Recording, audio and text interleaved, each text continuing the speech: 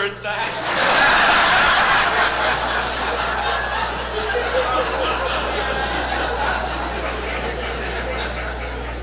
Thanks so much, Sherwin. When Mom was in her last days, I used to visit Sherwin back and forth to St. Mary's, Ontario.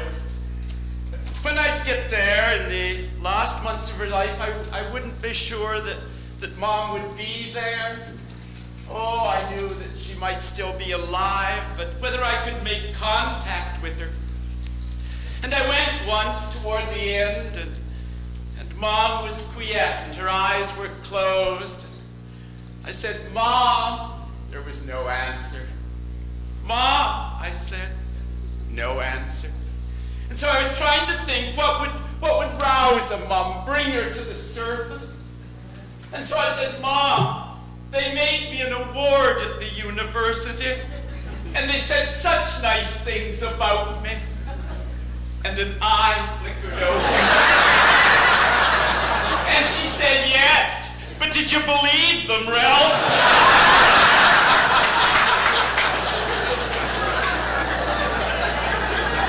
Mom was still there.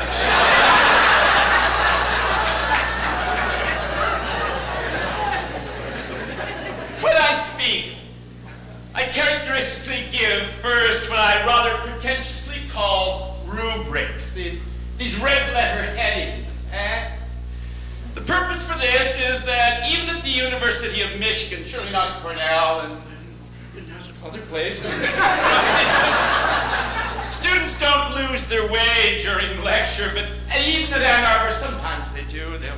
They'll be thinking of the date last night, or the date tonight, or the lunch they had. I can tell their eyes get glassy, and I know they've lost their way. So I give them these rubrics so that they can sort of follow the logical structure of what I'm hoping to say.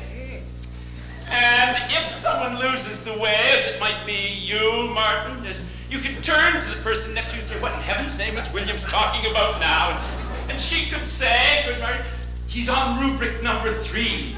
And you'd be, back into the lecture. You say, "I had a colleague come from Duke." No one went to Duke. He gave a lecture in Ann Arbor. It was dreadful. It was absolutely dry as dust. And after 40 minutes of this droning on, he raised his eyes from the page, and he said, "In the average academic lecture of 50 minutes, the audience thinks about sex 40 times. Put his eyes back down, had nothing to do with the lecture. No idea what he's talking about. I'm Canadian born, they don't tell us about sex till we're 50. And then they tell us it's too late. I suppose he must be right, you see. Survey was done at Michigan State, I think. I said something to someone from Michigan State once. No, they were terribly insulted, awfully. The frequency was far too low. Went from there. So here are the rubrics, good friends. More seriously, my hope is that if you have a pencil and paper, you'll write them down. And then you'll watch where I'm going. And then when you go on home, you can think to yourself and say, "Do you know, I would have said much better on that one." And work it out. Because that's my hope, that on the basis of these suggestions, you'll think about it, come back to it, and think better, and then speak better than I'll have the chance to do. And so the first rubric number 1, these are short phrases. Why didn't the Nevish speak up? That's it. Why didn't the Nevish speak up? Nevish. We have those in Canada too. Number 2, the voice in the garden in the cool of the day. The voice in the garden in the cool of the day. Number 3, what Mom and Dad meant to say was, what Mom and Dad meant to say was, number 4, and I am quoting from a student and a friend, quote, "Thank God it's only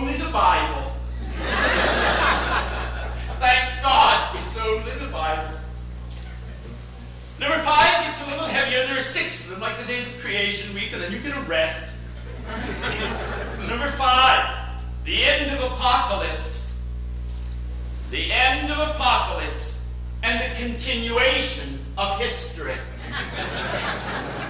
The end of apocalypse and the continuation of history. And then number 6, the terms of our engagement. The terms of our engagement. And in that rest I promised you. And here we go, number 1. Why didn't the Nevish speak up? My task, as I understood it, was to consider the ways in which one might perform a secular reading of Tanakh, of the Hebrew Bible. And what I'm going to do, as you will observe as I go along, is speak first of all about what seem to be possible gestures. Possible gestures which will find strength, insight, courage, direction in those texts. And then I'm going to be turning to times when I would suggest that a secular reader might find the writings ones which one wanted to modify deeply or reject in basic ways. And then I'm going to come to a consideration of the way in which the text as a whole might yet operate in a secular context with secular readings in profoundly productive ways. So there's the itinerary. But why did they speak up? I want to say that if one is a secular reader of the scriptures, is willing to confine the boundaries of one's immediate attention to human transactions, to narratives of human transactions, there's arguably a good deal which is immediately compelling in many of the narratives. Let's take, for example, the story of the man, the woman, and the serpent in the garden. It begins with a subtle serpent, do you remember? A walking, talking serpent, it would appear. The serpent comes asking a question. This is interesting, first of all. The serpent's very subtle. My students at Michigan are students of fine moral texture.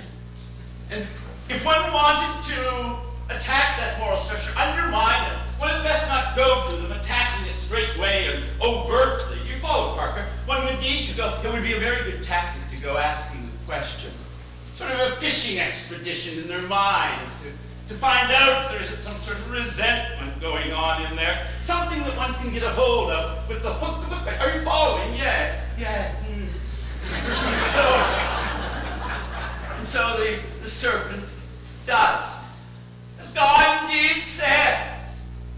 And the female responds, well, all the fruits of the trees of the garden we may eat, but of the fruit of the tree which is in the midst of the garden we can't eat.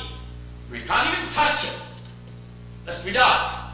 Well, this is interesting, because if you note, notice the sort of analysis we're doing, if you note, the woman hadn't been told independently, apparently by the God. Where did she find this out? It's a silent spot. And the man hadn't overtly been told she can't touch it. Well, maybe the serpent's got something, you say. A little resentment deep down in there. You can't eat it, you can't even touch it. What an unreasonable magistrate, you say, lest we die. And then the serpent, you shall not surely die. And then it promised. God knows that when you eat of it, in that day, you'll become like God's, knowing good and evil. And she has this marvelous fantasy in her mind. Huber has, in fact, a wonderful passage on this in a book called On Good and Evil. I don't know how it is with you, but with us Canadians, for example, before we do anything wrong, we've usually rehearsed it. Time. Oh, you see if that works even in the States. Okay. In any case, she rehearses on the stage of her mind, and she sees that she's given to respond in 3 ways. Number 1, she sees that it's good for food. Now, you can see that and infer it. In any case, can't you? Luscious, right. And then she sees that it's beautiful to the eye. Well, that's aesthetic. So you have appetite, that's engaged. And then you have aesthetic appeal, that's engaged. And then she saw that it was to be desired to make one wise. And you see that something is to be desired to make one wise. You follow, something's going on. She has that stage in her mind where it's Eve, the woman, the knower. Now, I didn't write this text, but maybe issues of male dominance here, and maybe we'll address those a little later, but here it is. And so she takes, and then she gives it to the man, and he eats. Now, there's a long commentary tradition which says that the man must have been absent when the discourse with the snake was going on. Because, and who was it was quoting Milton a bit ago? It's absolutely wonderful. Who mentioned Milton? You mentioned Milton, yes. Milton, in his midrash on this, has Adam away. Right? Why must he be away? Because males are rational. And if the male had been there, he would have seen through the sophistry of this serpent, and the whole thing never would have happened, right? But if you read the text, right, it would appear that the male was there all the time, and hence my first rubric. Why didn't the Nebuchadnezzar speak up?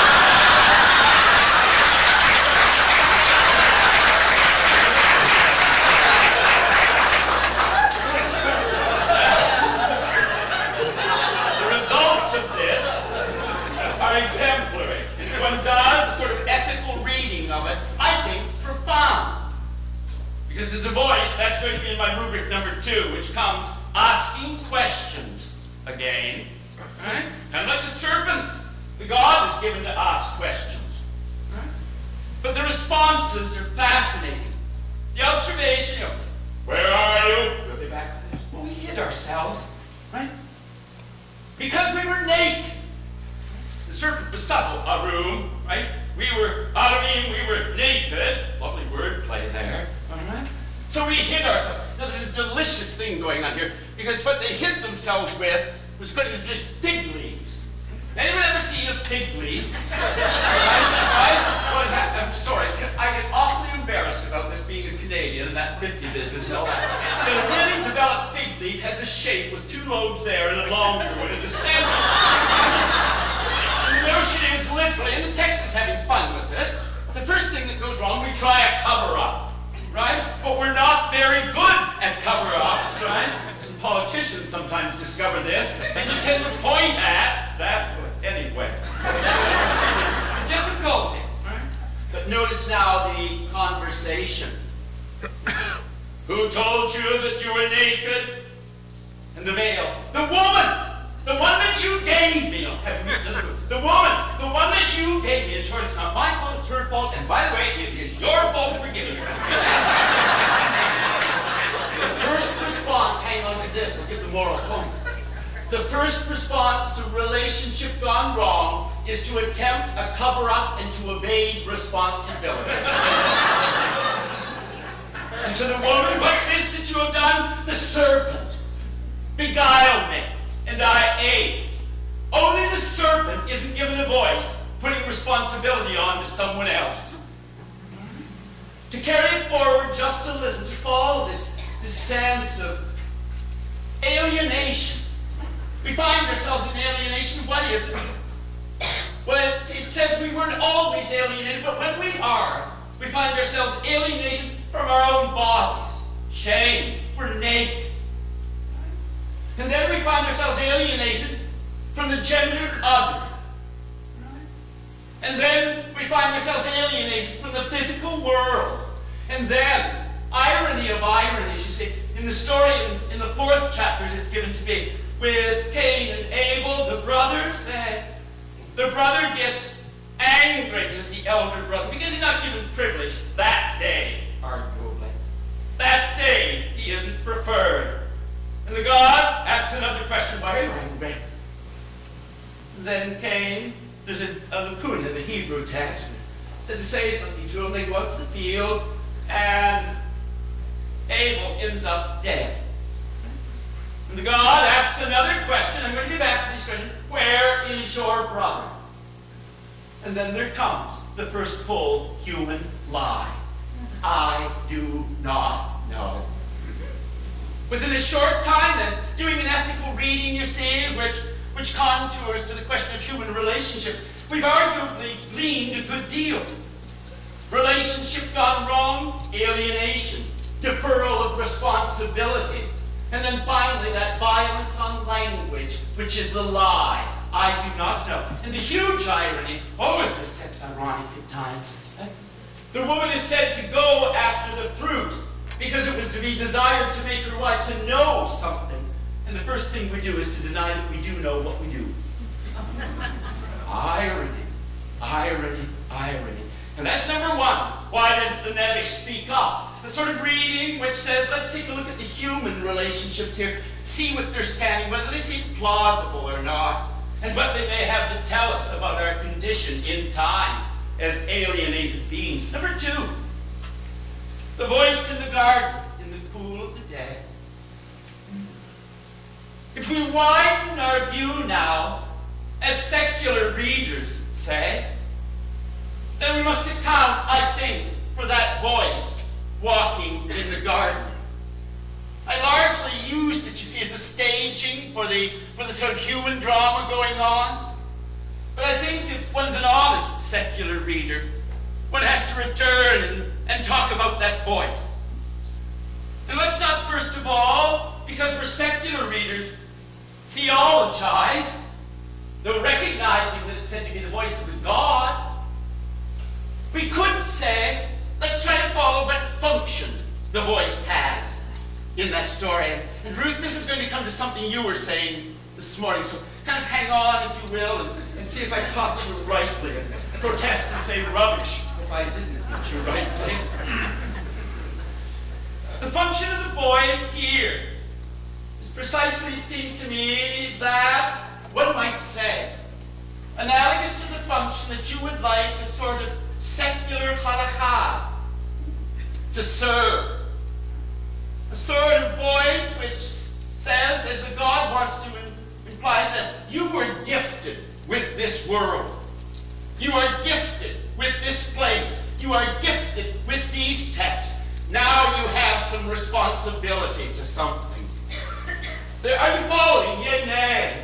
In short, there needs an understanding that one has the necessity at times to rise out of one's own particular site, S-I-T-E, one's own particular place, and be asked questions about what one is doing, to give an account of oneself, to be responsible. And I love that first question, where are you? That's an existential question if I ever heard one. Where are you? You know, I'm a Canadian born, you see, again, you reminded you that, and I'd be a very bad God. Canadians don't have much imagination, much time to think about what it would be like to be God. But if we do, I'd be a bad one, you say. Because I'd be telling them, look here, you did that, this is wrong. This God gave me, like the tempter, fishes in the mind, and says, I'm going to lay the story on you. I want you to account for yourself. You follow, stand up and be, I love that. It's rather wonderful to say, where are you? And then, who gave you that story? You know, where did you hear? Who said that you were naked? Where are you? Where did you get this story? And then, to the woman, what is this that you have done? And then, oh, I love these. Once we reach human siblings, why are you angry? Because you preferred his sacrifice that day. You didn't like mine. Well, this is rather hard. You get a little sheepish about it. And you notice that Cain isn't given the words of his response. I hate to have to. Why are you angry? Because I'm petty and I'm jealous and because I always want to be served and let my brother be damned.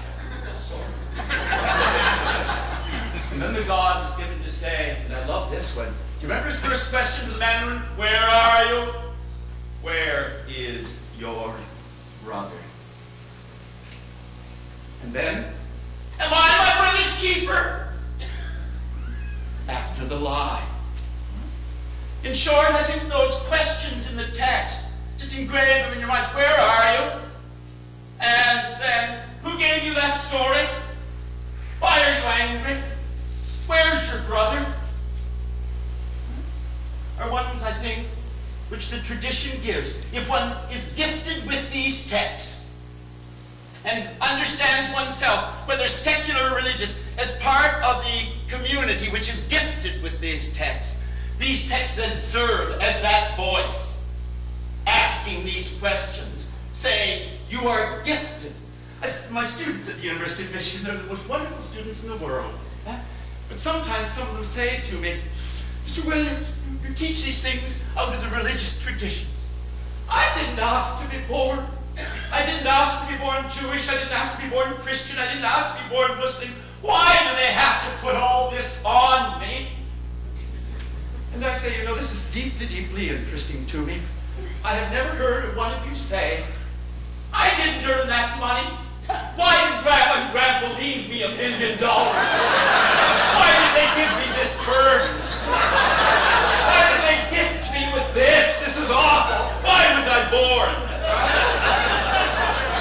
What I try to reply is that in the best sense, in the best workings, a tradition is itself a gift which avoids the nothingness between here and Philadelphia. A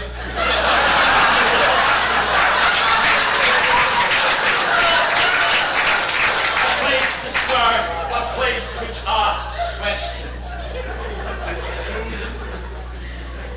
It also, and I will end this rubric with this, means that if I live in Canada now, or New York now, or Saudi Arabia now, or in Hitler's Germany, or in places of pogrom after pogrom, I have the chance to hear a voice outside my immediate context saying to me, I have questions for you. Give an account for yourself. Who gave you that story? Number 3, what Mom and Dad meant to say was, and here we start to shift, if you will. There's a recent translation put out by Christians of their New Testament and the Psalms. They clearly intended to be used for liturgical purposes. It is called the New Inclusive Version. And this New Inclusive Version is deeply worried that the text might seem to someone to be male-dominant. And so, where there are not women mentioned, they know the names of the women in genealogies, they will simply insert the names of the women in the translation. Jesus, in his famous prayer, is given to say, Our Mother, Father, who art in heaven, and so on. Then it's worried as well that a phrase like of parents who are to chastise their children, this might give an excuse for child abuse. And so it translates that parents are to counsel with their children. And God is sometimes spoken of as having a right hand. They think that might be prejudicial to lefties. And so they translate the hand of power and whatnot. Okay? It goes on. There are certain changes they don't make, and this is deeply interesting. They don't work with the same-sex love passages. They leave those there as they are. But their programmatic statement is that the translation is to demonstrate that we are to be whole, well, and one. And so they will simply present a text that way. It is not a text which I use in my classes. And the reason is that, give my rubric, it's rather like a time when you have a cocktail party at the house, a reception, for all your friends, and then Mom and Dad come in and start saying some very politically incorrect things. And you say to the guests, what Mom and Dad meant to say was. And I'm afraid it's the case that Mom and Dad didn't mean to say what you wanted them to say. They meant what they said. That's the way their world was. And history would be different if they really meant what we would like them to mean at times. Now, this doesn't mean that we can't love those parents. Doesn't mean that we spend all our time denouncing them. It does mean that one is in a tradition at times, and a textual tradition. in which what Mom and Dad said needs, after all questions of translations and nuance and social context are taken into account, is received, heard, and then one deals with that and its authority as honestly and generously as one can. In short, here was to be a sub-rubric for a secular reader who is being honest. One needs, I think, to think through the text, not cover up the text. Sometimes there are secular readings intended in which the heat of one's own personal convictions, to borrow a phrase from my friend Michael Boyd, burn holes in the pages and then re-edit the text into a new presentation. An honest reading, I think you'll say, is one which attempts to come to terms with what's there. And now, these texts are, as I understand them, produced by people who believed a God and wanted the reader to believe a God, most frequently, as one of you was saying so astutely, from within a world in which there wasn't a God question. God simply was, and was the vocabulary, as I've been demonstrating with the story of the garden, through which social questions were treated. There wasn't the language of Freud. There wasn't the language of physical science. There wasn't the language of sociology. You used God talk. But to speak that is to speak ontology as well. And their understanding was that there's a God really there. Now here comes a problem, good friends. It's a problem in the sorts of readings you might be doing. It's a problem for, as some of my students see it, in the readings they would like to do. And let's start for a moment with the way in which words position you. One problem, secular thought in the face of a tradition which has been profoundly theistic is a challenge. A challenge which theists, whatever their challenges, don't have. Because the texts are coming at you constantly with God language of all varying valences. Is this making sense? Are you following? Yeah, nay. A few glossy eyes, it's all right. Come on, hang on, we'll be there. And the term atheist itself positions, doesn't it? As though the standard way for a human being were to be theist. And then there's that A privative. You've got to say, I'm not, but standard.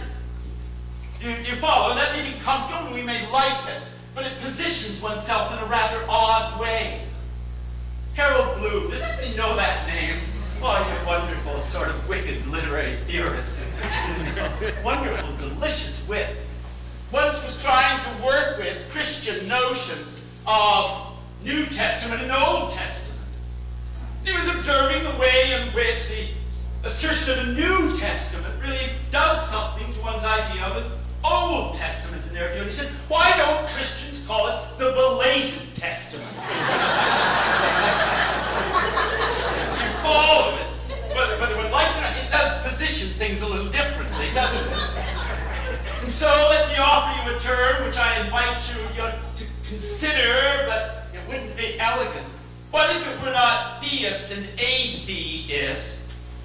What if it were the fact that there are people who believe that they live in time and are in support of a human project and are Jews and do not add God onto that? In short, what if it were secular humanist Jews and add on theists? Do you follow my meaning? That would reposition things, would it not?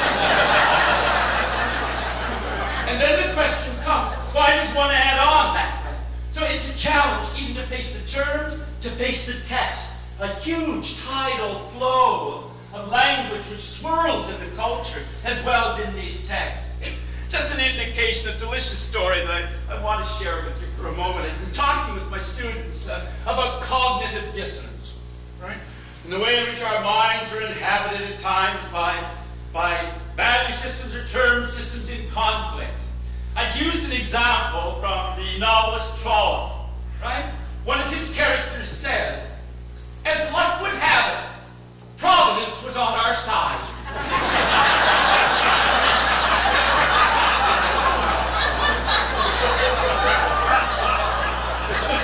And my student said that she'd been thinking about that and had been walking along the diag. You'll know who that is, yeah.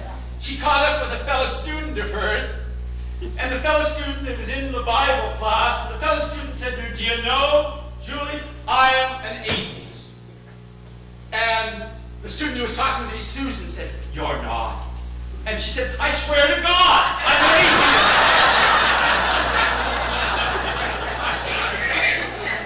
So one finds oneself, you see, inhabited by that swirl of discourse and all of the understandings that come from that. And now for rubric number 4. Thank God it's only the Bible. And here I return to an incident which marked my mind, as well as it marked those of others on the panel. I'd been teaching, and we had arrived at the book of Deuteronomy, and I talked of chapter 6 in the Shema, history and ongoing use. And then the next day, feeling the pressure of it, I said I'm going to need to be speaking with you about the protocols for holy war, as Moshe is given to go into the land. And you all know what these are, but in case it's not the freshest on your mind, it is, as you approach the land, if you approach a city, which is not a city which is to be on the land, you may capture it, you may take slaves, you may take goods. But if it is to be a city which is to be a city on the land, wipe out everything that breathes. It would be man, woman, child, animal, in a mass sacrifice to Hashem. This is always a difficult passage to discuss in the context of the contours of the land. Between that class and the next, Rabin was shot. And I went into class, and there was a sick feeling over the whole classroom, as you can imagine. And we talked about the passage there, giving Moshe the boundaries of the land, and observed a way of reading it which resulted in someone saying, Hashem gave this, gave it forever. Rabin is negotiating or willing to. Rabin is a traitor, and shot him. A traitor to his nation, a traitor to God. We talked about it that day, and a woman came up, a woman in her late 40s, and she said to me, Ralph, I know you never asked, but I'm a Jew. Thank God that's only the Bible. And what she meant by that was not a diminution of her love for her people, or a diminution of respect for the Bible, though there were others standing around looking at her like this as she said it. But a sense of recognition that, like Mom and Dad in my story, that is a part of the history of her people, a tradition which she continues to affirm. She hears in that a question, is that your attitude toward the other? And she is saying, I will not have my Judaism mean that in my time and onwardly. I am a Jew, I am proud of it, but that is not what I will have my Judaism mean. There are others, and I know I must soon bring this to a stop. We are getting on to number 4. But there's stories, others, that I wish to modify, and let me give you an example. If one is a secular reader is willing to read this way, there are ways in which one can put stories here beside other story systems and say, you know, this is what we got that one not so subtly wrong. And it's had consequences. And if I had my choice, I'd modify it thus. That's what they might say. Let me give the story in Genesis 1 of the creation of the human. You remember the passage? It said, God said, Elohim said, let us make Adam, the human, in our image, in our likeness.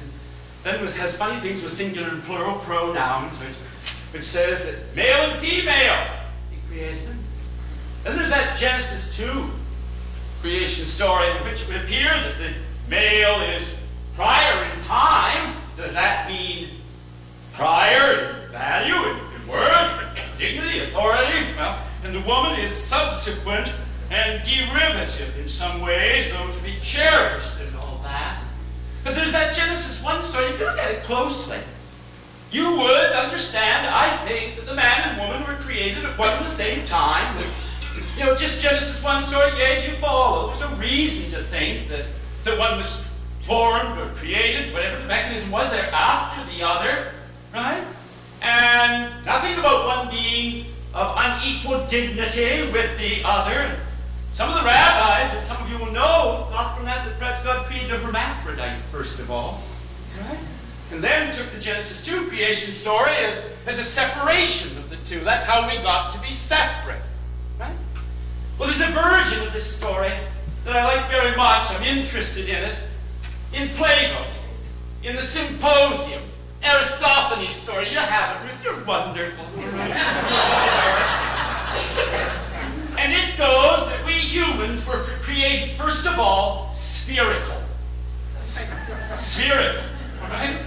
I tried to avoid that shape, but there it is, spherical. And this had its benefits because they had 4 arms and 4 legs. And so when they wanted to go quickly, they could simply thrust all of them out and bowl head over heels fast. Marvelous, right?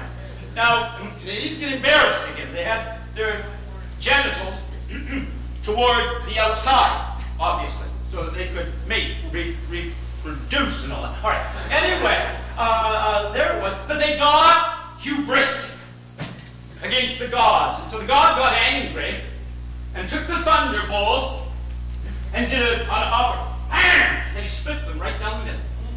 Right? And so ever thereafter, they went about on their 2 legs, searching for their other half. Not a bad story, is it? That there is an initial wounding somewhere where we sense ourselves incomplete without the other, and we have a profound nostalgia for a sense of a lost oneness. Not so simplistic a story after all. But notice, what happened to the story is that they went about, they didn't get anything done. They didn't even get the gods' worship. They didn't do sacrifice because they were going around clasping other halves, looking to find their other half. But the problem was, you see, when they clasped, remember those genitals toward the outside? They didn't reproduce. You follow? But they didn't reproduce. Anyway, I'll tell you outside. So the gods got unhappy because they weren't getting sacrificed. So the gods did a surgical operation and removed the genitals from the back around to the front, so that when they went looking for the other half and they clasped, in a certain number of cases, children resulted from the sacrifice. But notice now, some of those original creatures were male-male, some were female-female, and some were male-female. You follow the implications of that, so that these genderings are not deviations, but are originary, natural, so that those who were male-male went looking for another male. Those who were male-female went looking for cross-sex joinings. Those who were female-female went looking for those joinings. The Genesis story takes as its premise the male-female as the only originary, natural, divinely sponsored. Are you following? Yeah. Stories have implications. And a secular reader can, if she chooses, confront and then say, if one chooses, if one takes responsibility, I rather wish they'd done it that way. Well, there's so much more. Number 5. And here comes the rubric, which I have noted in my text and in the margins, one which I regret deeply, and would, if I could, add a deep rejection in the text, and not simply modification.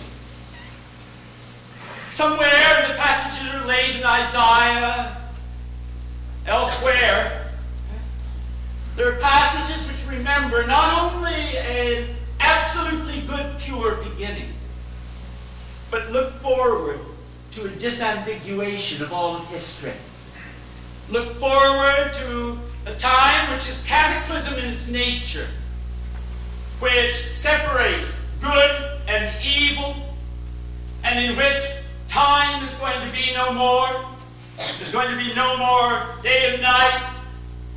There is going to be sort of utter peace and harmony in one worship of the one God, and the rest are going to be annihilated.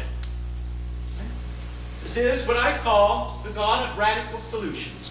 The God who sees a solution to the problems of history. This is one of the lines in the text. He tried it with water once, said he'd never do it again by water. But as a rabbi friend of mine said, about fire he didn't say anything. And fire, destruction, is promised. Hang on.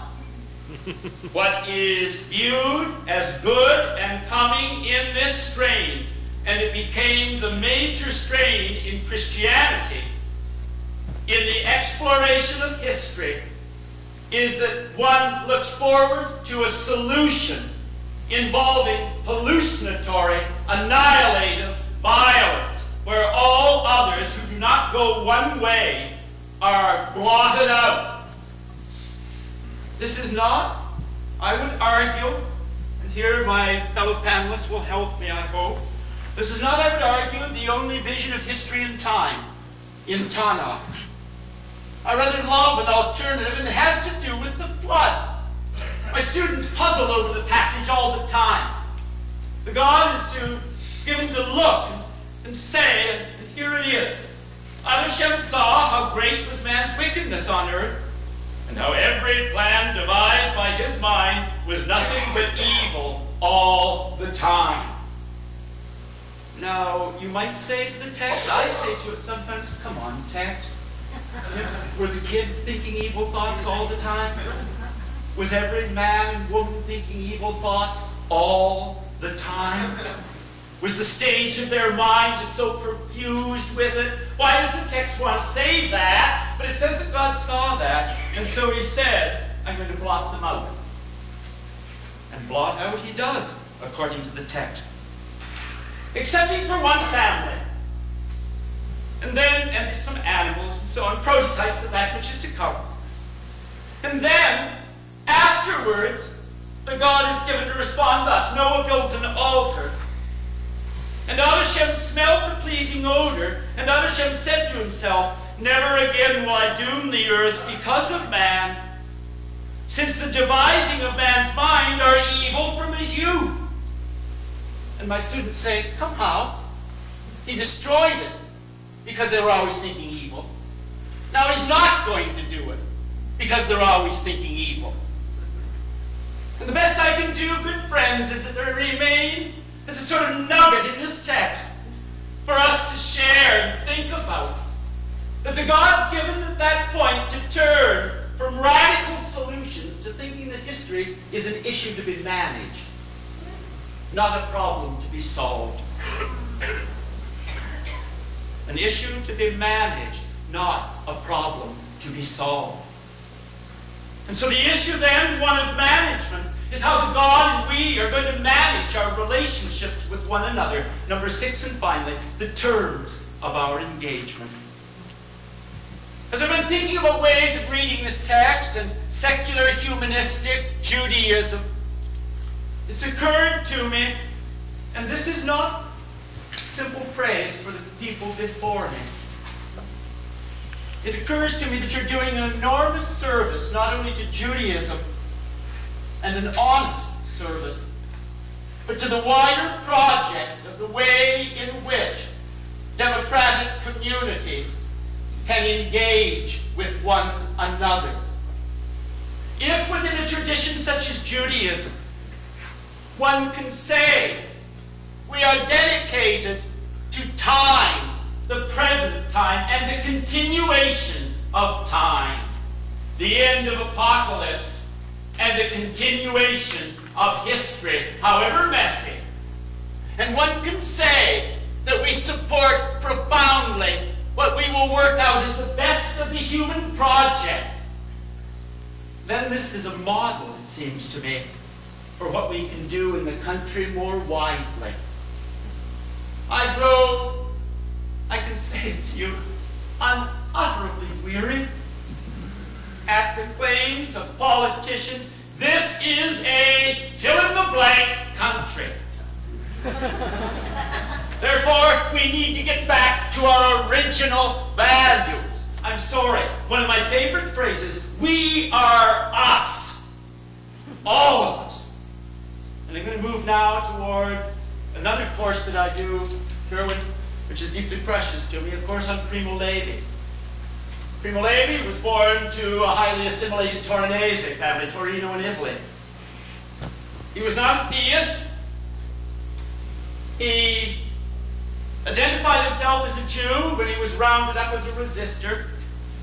He was taken to Auschwitz at a time when, it sounds strange, the average length of endurance of life that they were allowed to live beyond the dock was about 3 or 4 months.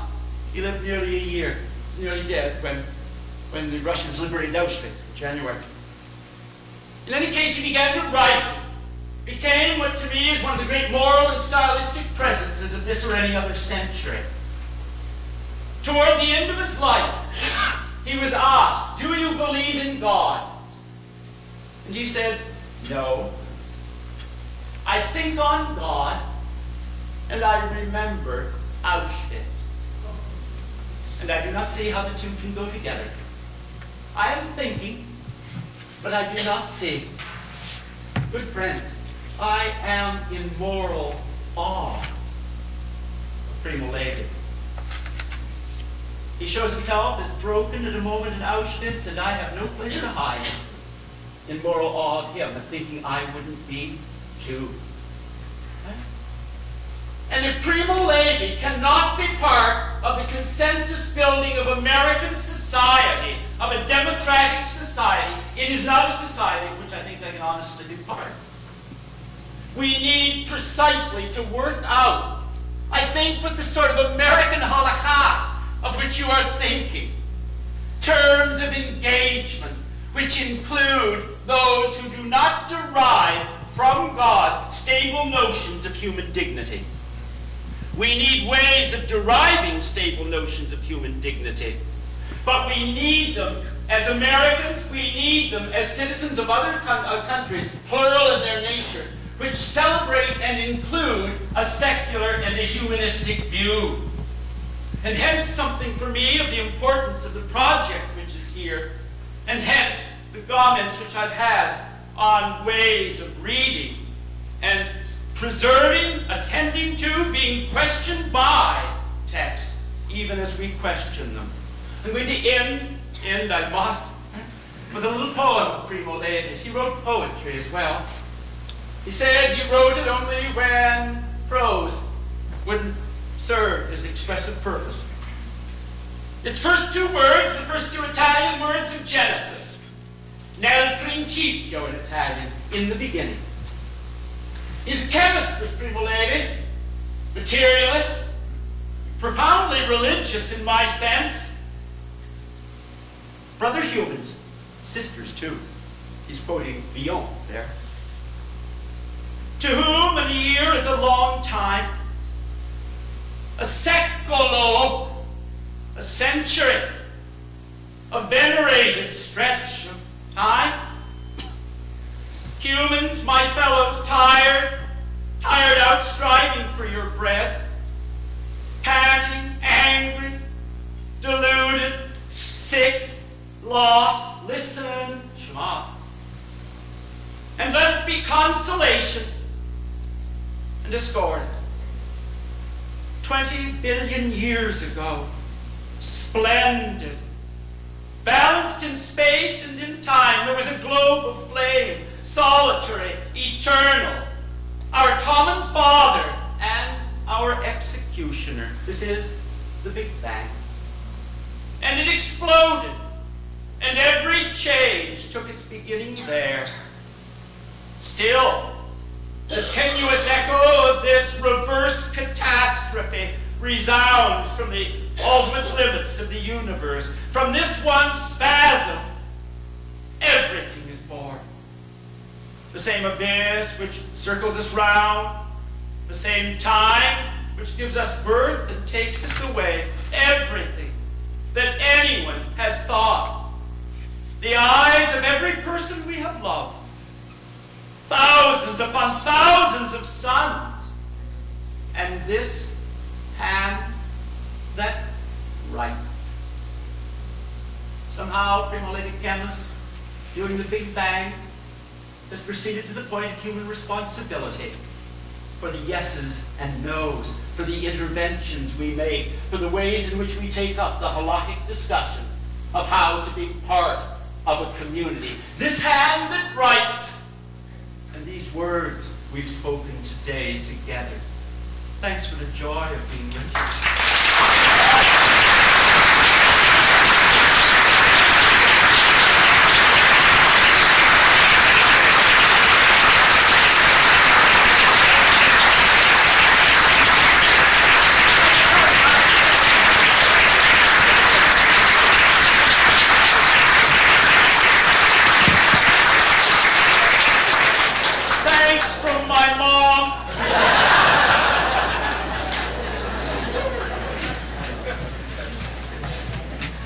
After that incredible presentation, do we want to respond? Just thank you. We just want to say thank you. Thank you. Thank you. Another round of applause.